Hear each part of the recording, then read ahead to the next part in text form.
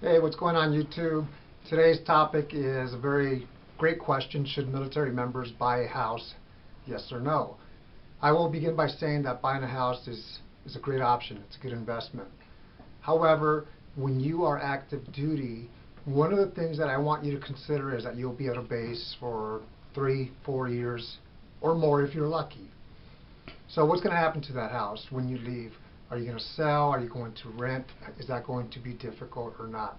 Before we get to that far, let me ask this, or let me tell you this. I think realtors are in the business, obviously, to sell homes. So if you were to contact a realtor and say, hey, I want to buy a house, I'm interested, can you give me some information? They're going to be there, especially because you're a service member. They will make it happen to where you have the house that you qualify for, the house that you want, because that's what they do. It's a good thing. They do a good service for us, but at the same time they're making some money.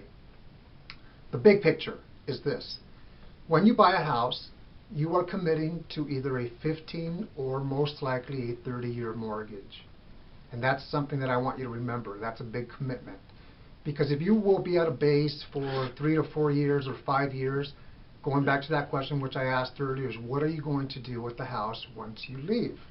Sometimes people want to sell the house and use it as a tax break in those 3, 4, 5 years that they were in the house, and they sell the house. Okay, it depends on the market. Okay, I actually live in Colorado Springs. There's a lot of houses out there that are vacant from service members who bought here who are trying to sell or trying to rent. So if somebody wants to buy a house or sell a house, this is a buyer's market. Let's go back to the realtor.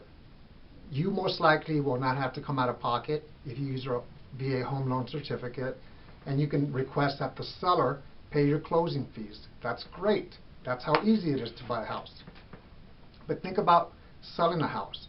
Somebody's going to ask you most likely that you pay all of the closing costs or $5,000 of the closing costs. On top of that, you're going to have to pay the realtor.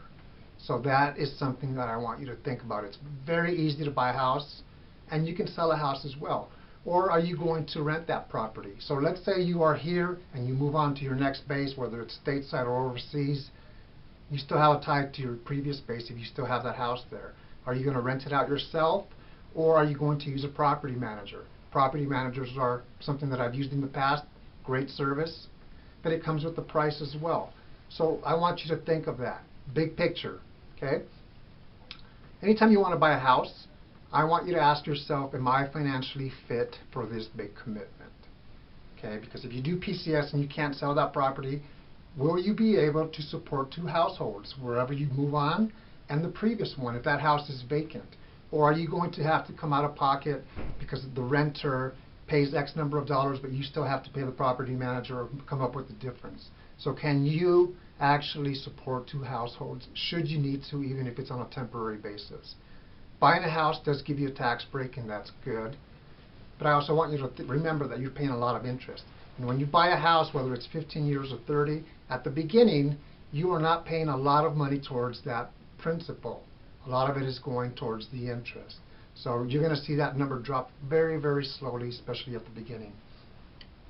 Buying a house is a big responsibility. People say, hey, I'm in the service, I'm going to be here for 3, 4, 5 years, and I'm excited. We bought a house. How did we make this happen? My parents maybe didn't own a home, or maybe they did. But we're so young, and yes, you can do that, but it's a big responsibility, big commitment.